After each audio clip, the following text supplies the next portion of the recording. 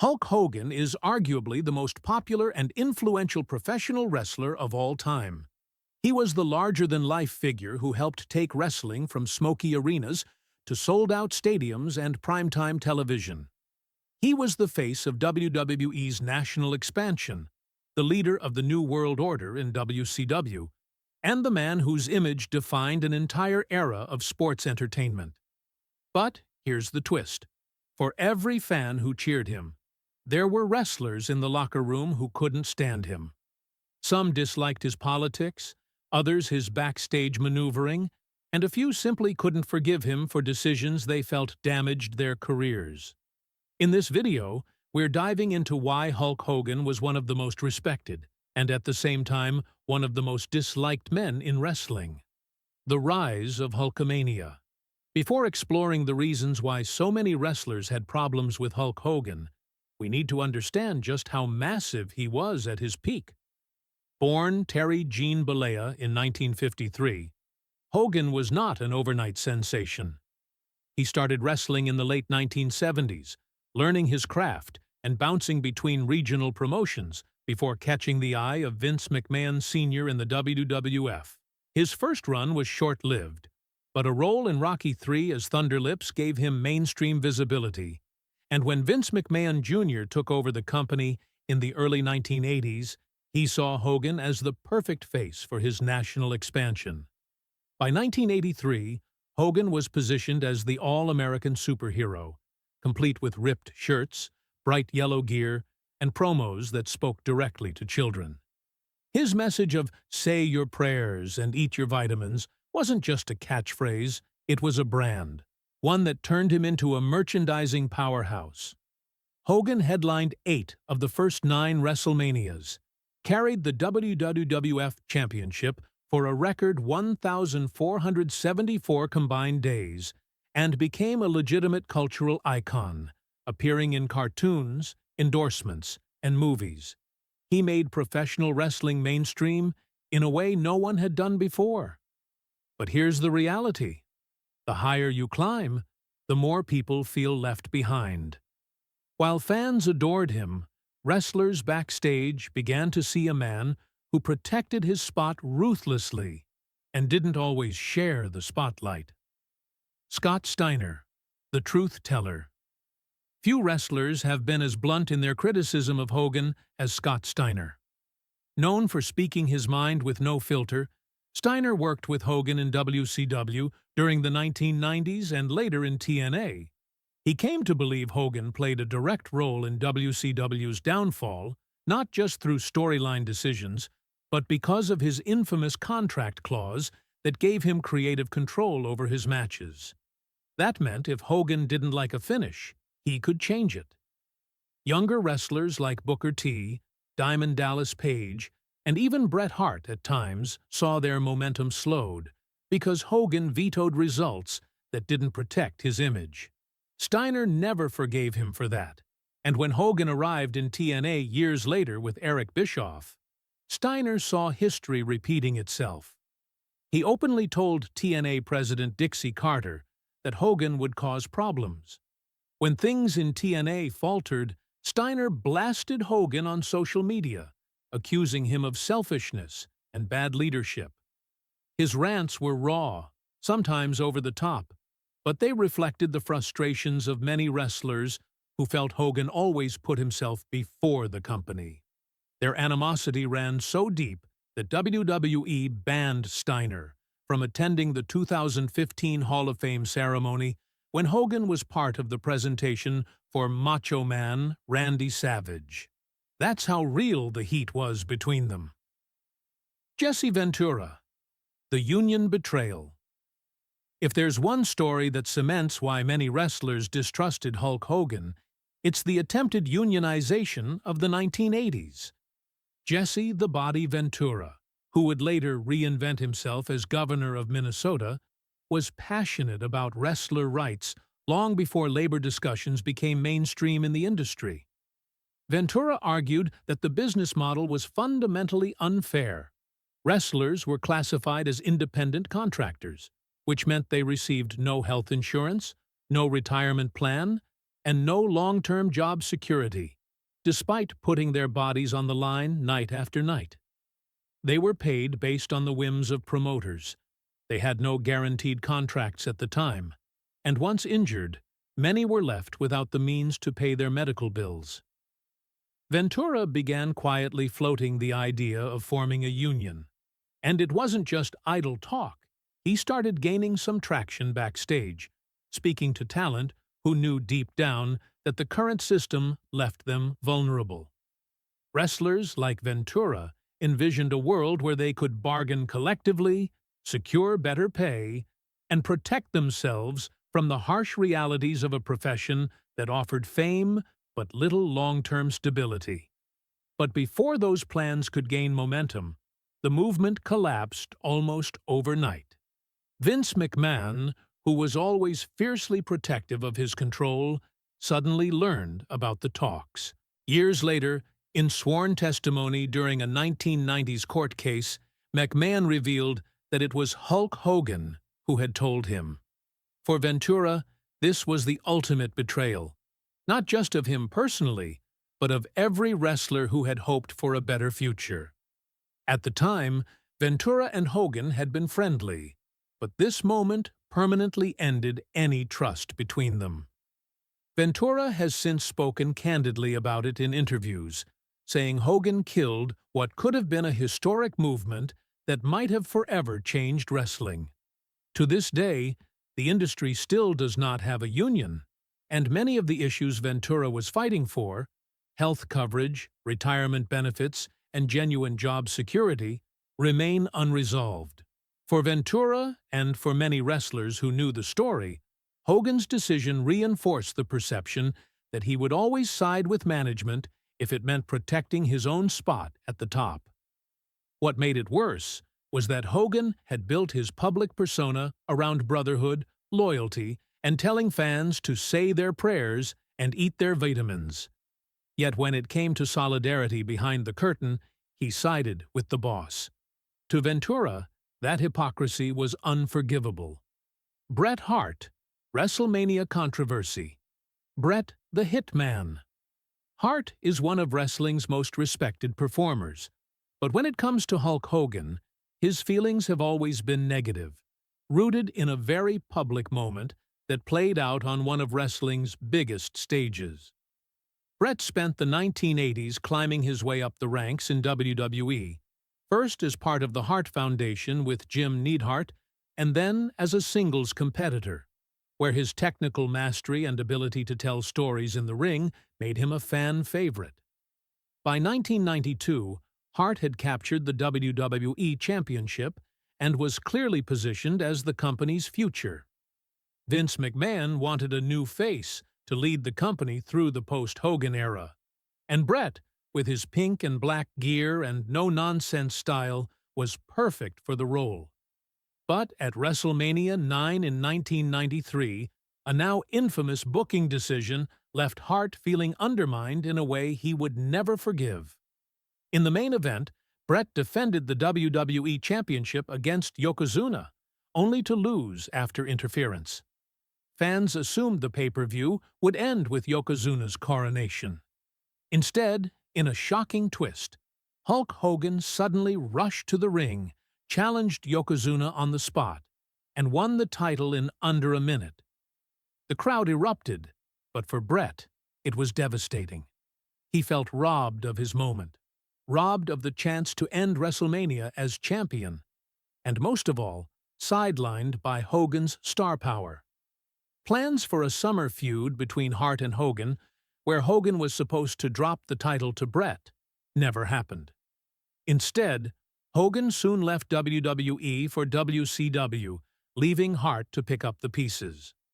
Bret has never been shy about his feelings toward Hogan.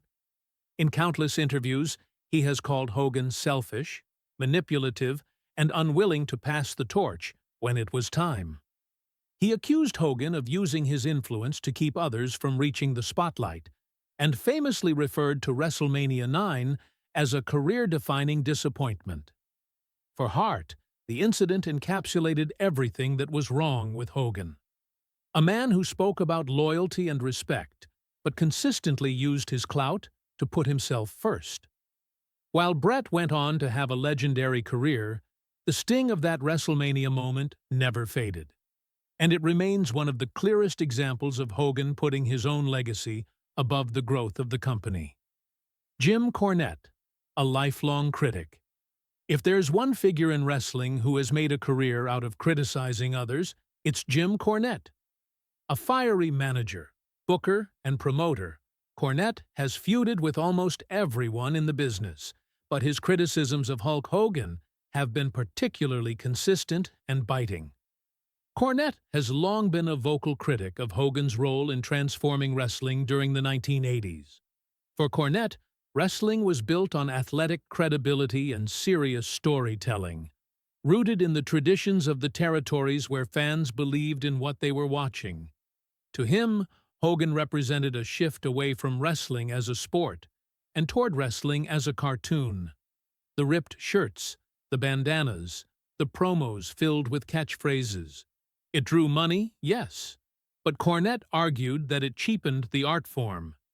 He believed Hogan prioritized entertainment over competition, creating a precedent that weakened the sport's credibility. And his criticism didn't stop there. Cornette regularly blasted Hogan's backstage politics in WCW, arguing that Hogan's creative control stunted the growth of younger stars and turned what could have been a golden era into a circus of interference finishes and self-protection. Later, when Hogan joined TNA Wrestling alongside Eric Bischoff, Cornette once again warned that politics would follow him wherever he went. In his fiery interviews, Cornette often described Hogan as someone who put himself ahead of the business, a man who leveraged his charisma and star power to create a spectacle centered around himself, rather than the health of the industry. To be fair, Cornette has acknowledged Hogan's incredible drawing power, admitting that he was the right man at the right time to bring wrestling into the mainstream. But Cornette's disdain is rooted in the belief that Hogan's influence forever changed wrestling's trajectory, pulling it away from athletic authenticity and toward Hollywood spectacle. For old-school minds like Cornette, that shift was not a victory, it was a loss. And for him, Hogan was the symbol of everything that went wrong when money and stardom overshadowed wrestling itself. Sid Vicious, a threat to the throne. Sid Vicious, also known as Sid Justice or Psycho Sid, was once promoted as the next Hulk Hogan. With his massive frame, bleach blonde hair, and explosive presence, Sid looked like a natural heir to Hogan's throne in the early 1990s. WWE marketed him as the future, and fans responded to his energy. But tension grew quickly when it became clear that Hogan wasn't ready to hand over the crown. At the 1992 Royal Rumble, Sid eliminated Hogan from the match, and something unexpected happened. The crowd cheered Sid. Instead of booing the heel, fans reacted as though they were ready for someone new. Hogan, visibly upset in the ring, complained afterward to Vince McMahon about the reaction. Their storyline carried over to WrestleMania 8, where Sid and Hogan faced off in the main event, but the finish was clouded in controversy. Sid later claimed Hogan deliberately undermined him backstage, using his influence to make sure Sid never fully succeeded as WWE's next big star. While Sid did go on to win world championships in both WWE and WCW, he never reached Hogan's level of superstardom, and he always believed Hogan's backstage politics played a role in holding him back. For Sid, the experience confirmed what many wrestlers already suspected, that Hogan saw any potential successor as a threat and did what he could to protect his position. Hogan's defenders argued that Sid had his own issues, from inconsistency to backstage reputation. But for Sid, the story was simpler. When you're dubbed the next Hulk Hogan, the real Hulk Hogan makes sure there's no room for you to take his place. It was yet another example of Hogan's long-standing pattern: control the spotlight, protect the throne, and never let it slip to the next guy, no matter how much the fans might want it. Bob Backlund, A Clash of Eras. Before Hulk Hogan became the face of wrestling, Bob Backlund had been WWE's golden boy. Backlund held the championship for over 5 years, from 1978 to 1983, presenting a clean-cut, technically sound image of what a world champion was supposed to be. He wasn't flashy, he wasn't loud, he was disciplined, technically skilled, and marketed as the all-American athlete. But when Vince McMahon shifted WWE into the rock and wrestling era in the mid-1880s, Backlund was pushed aside in favor of Hulk Hogan's larger-than-life charisma. Hogan's arrival marked the beginning of a new age where spectacle and star power mattered more than technical wrestling ability. Backlund resented the change. In interviews, he often spoke about how Hogan's style lacked the athletic credibility that once defined the championship. To Backlund, Hogan represented entertainment rather than wrestling, and while he stopped short of outright hatred, his disdain was obvious. He frequently mentioned that Hogan's dominance symbolized the moment wrestling shifted away from being seen as a competitive sport into being recognized as show business. And while that shift made WWE a global juggernaut, for someone like Backlund, who believed in the purity of wrestling, it was a disappointment. Backlund did return to WWE in the 1990s and even had a brief run as champion again, but his views on Hogan never softened. He saw Hogan as the dividing line between two eras, one built on athletic integrity and one built on spectacle. For Backlund, that divide explained why he could never embrace Hogan as a peer or as a true representation of what a world champion should be. Shawn Michaels, SummerSlam drama. Fast forward to 2005, and Hogan's reputation for avoiding clean losses resurfaced in dramatic fashion during his feud with Shawn Michaels. WWE booked a dream match between the two icons for SummerSlam, and the original plan was ambitious. A trilogy of matches where each man would score a victory, allowing the feud to elevate both legends. Michaels was excited about the opportunity, knowing that the chemistry between them could create something memorable. But Hogan reportedly refused, insisting that he should win their only match cleanly, with no rematches to follow. For Michaels, who was known for his fiery personality and his own history of backstage politics, this was infuriating. Instead of fighting the decision behind the curtain, he decided to protest in the ring. During their SummerSlam match, Michaels dramatically oversold Hogan's moves, flopping around the ring in exaggerated fashion that bordered on parody. When Hogan threw a punch, Michaels spun in circles. When Hogan hit his big boot, Michaels flew across the canvas as though he had been hit by a truck. Fans laughed, but insiders understood exactly what was happening. Michaels was mocking Hogan's politics in real time. After the match, which Hogan predictably won with his leg drop, Michaels cut a promo on Raw, where he sarcastically thanked the fans and Hogan, barely concealing his frustration. Years later, Michaels admitted that while he respected Hogan's star power and the money he drew, he had little personal respect for him after that experience. The episode reinforced the long-standing idea that Hogan was unwilling to share the spotlight, even late in his career, when his legacy was already secure. For many, the SummerSlam incident perfectly encapsulated Hogan's dynamic with his peers. Celebrated by fans, resented by wrestlers, and always unwilling to truly let someone else shine. Hogan in WCW, creative control. If there is one recurring theme that explains the disdain many wrestlers felt toward Hogan, it is the phrase, creative control. When Hogan signed with World Championship Wrestling in 1994, he didn't just bring star power, he brought unprecedented contractual power. His WCW deal gave him the right to veto storylines, finishes, and outcomes involving his character. In other words, If Hogan didn't want to lose, he didn't have to.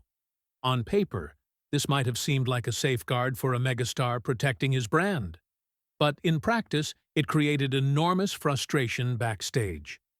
Wrestlers like Diamond Dallas Page, Booker T, and Billy Kidman often found their momentum slowed because Hogan didn't want to take a clean loss.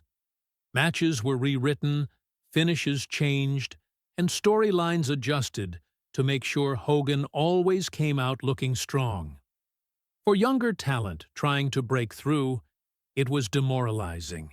How could you climb to the top when the man at the top controlled the ladder? Hogan's defenders argue that he drew money, and in wrestling, drawing money is the ultimate metric. They say his caution about losing was tied to protecting ticket sales. But to his critics, this was just another example of him prioritizing his own aura at the expense of the business's future. Ironically, Hogan's most famous reinvention, his heel turn in 1996 to form the New World Order, was a brilliant stroke that reinvigorated WCW and helped it dominate WWE in the Monday Night Wars. Yet even then, the politics didn't disappear. The NWO angle became so bloated, with endless interference and chaotic finishes, that WCW eventually lost steam. Behind the curtain, many felt Hogan's insistence on keeping himself strong prevented the company from fully building the next generation of stars who could have carried WCW forward long-term. By the time the company collapsed in 2001, Hogan's influence had become a symbol of both WCW's highest highs and its most frustrating lows. Legacy and divided respect. So why exactly do so many wrestlers dislike Hulk Hogan? The reasons differ depending on who you ask, but the themes are consistent: politics, self-preservation, and control. Hogan was brilliant at maintaining his position, not just with his promos and charisma, but with his ability to maneuver backstage. He knew how to sell his version of events, how to keep promoters in his corner, and how to use his influence to shape outcomes in his favor. For fans, this made little difference. They saw the red and yellow superhero tearing his shirt, dropping the big leg, and rallying crowds. But for peers, it was often exhausting. Wrestlers who shared locker rooms with him frequently came away feeling that Hogan only cared about Hogan. And yet, here lies the contradiction that makes his story so fascinating. No one denies his impact. The Undertaker, a man who rarely speaks negatively about anyone, admitted he was never close to Hogan, but still acknowledged his place on wrestling's Mount Rushmore. Ric Flair, despite his own ups and downs with Hogan, has often praised him for changing the business. Even critics like Bret Hart, Jesse Ventura, and Scott Steiner, while blunt in their assessments, can't deny that Hogan was a generational draw. His ability to captivate an audience and bring mainstream attention to wrestling remains unmatched. This duality, hero to the public, politician to his peers, defines Hogan's legacy more than any single match or promo. He was both the symbol of wrestling's rise and the poster child for its internal frustrations. Conclusion.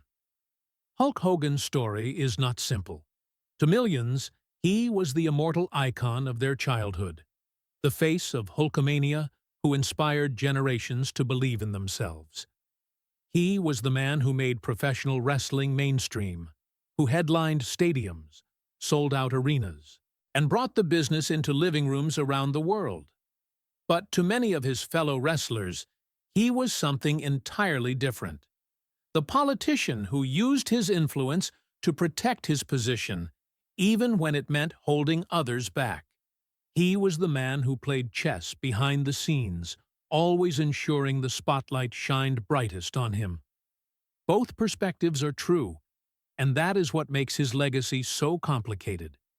He was the hero in the ring, the villain behind the curtain, and the embodiment of wrestling's greatest successes and most frustrating controversies. Decades later, his name still sparks debate. Was he the ultimate superstar who built the business, or the ultimate politician who put himself above it? The answer, perhaps, is both. And that duality is why no one shaped professional wrestling quite like Hulk Hogan, and no one divided the locker room more.